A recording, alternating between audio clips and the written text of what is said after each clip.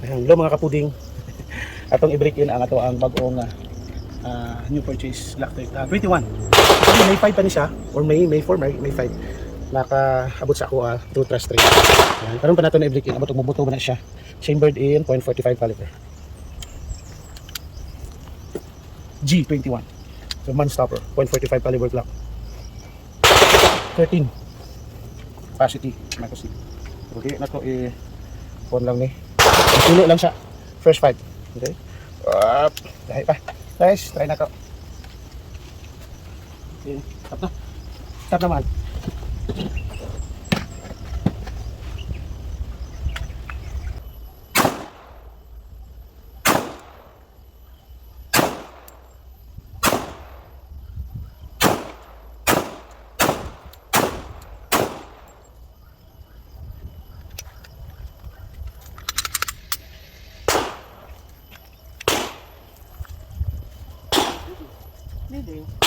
Hindi lang ko mag-ulang-ulang. Come on.